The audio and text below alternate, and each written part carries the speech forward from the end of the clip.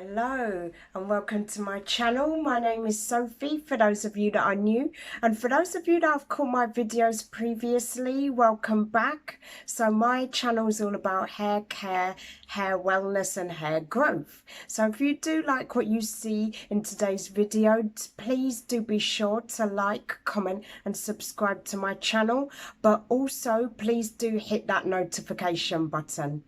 So today I'm talking all things to do with getting your hair trimmed and just making sure that hair's being trimmed correctly to ensure the actual growth of your hair if you're looking to actually grow healthy hair.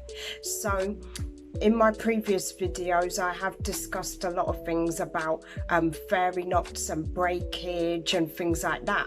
So today I wanted to actually bring the importance of actually using the correct tool to actually ensure you do grow longer hair. When I used to go to a hair salon, then it would always be the case of that I'd get my hair put in extensions, but not only that, they would say, look, the hairdresser would say, look, you actually need to cut your hair. So I wouldn't actually notice the difference of what it meant to get the hair trimmed or cut to ensure hair growth, because I had no idea. So I had to learn the best way to cut my hair, which means that I'm not losing length, but I'm actually doing the right thing to actually promote my hair growth at the same time. One of the things that I actually spotted in some of the videos that I watch on YouTube is that one of the advice given is to trim your hair on a regular basis. For me, I understand that from actually following their guidance and doing catering it to my own hair type, that it's actually worked and I've actually noticed the difference. So our hair generally grows 6 inches a year. So that means that a part of those inches that you grow in a year, you'd have to kind of trim part of it off to actually kind of get the hair growing again, because our hair generally suffers from things like breakage, split ends, fairy knots. So what I like to do is I love to do a thing called dusting of the ends, just so I'm not going crazy with actually cutting off my hair. So when it used to be a case when I used to go to the salons, they'd say, oh, do you want a haircut? And then it would be a case of that half of my hair length has gone because it's been cut incorrectly. So that's how I took it upon myself to say, you know what, instead of me going, you can go to someone, but as long as they're an expert, as long as they really know what they're doing. I'm not an expert, but I've worked in a salon, and also I mean, you can just tell from the general eye what the inches look like. So if our hair grows 6 inches a year, and then you go for regular haircuts throughout that year, and the hairdressers taking off like most of that 6 inches, then your hair's you're just not going to see any results, because all of the length that you're trying to achieve is being cut off by the hairdresser. So I like to do mine at home. My hair's very fine. If I do have the odd strand here or there that actually grows out of the hair, the hair twists. I have my hair in twists, so if it does grow out and I have a strand that is free, I cut it off. If I have fairy knots on the bottom of my hair strand, I cut them off.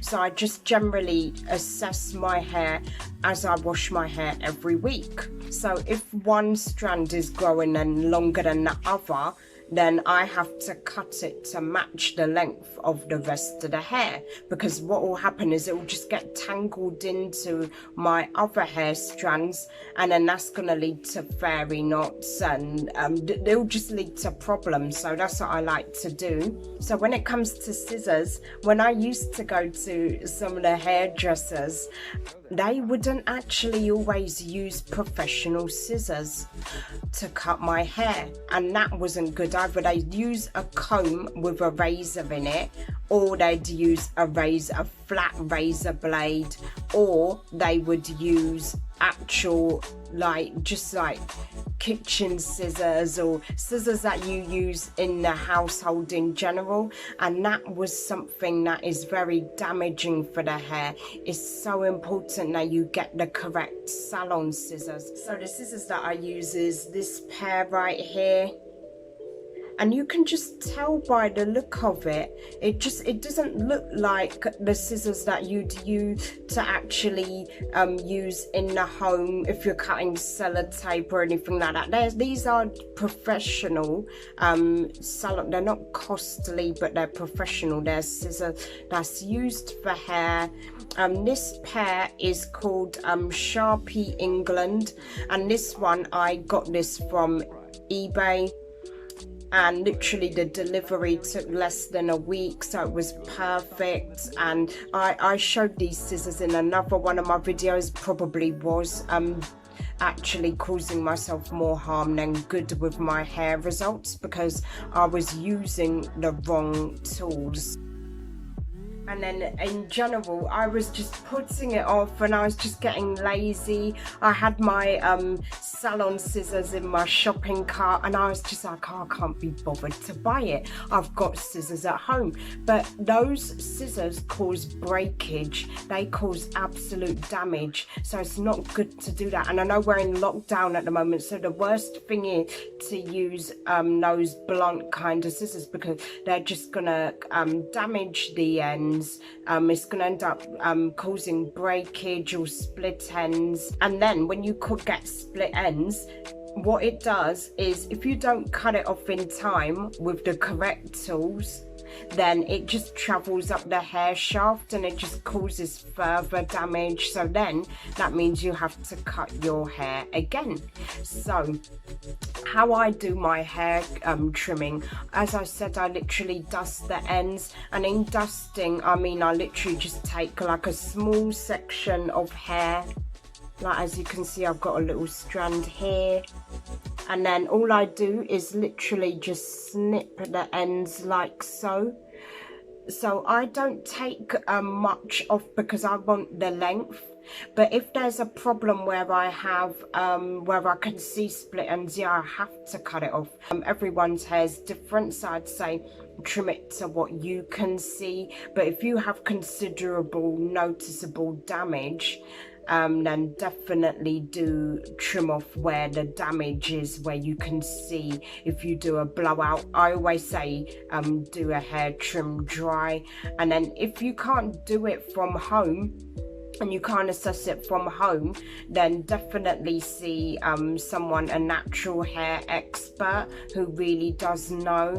And I'd say not every I mean this in no disregard to anyone that does natural hair care, you have to tell them what you want.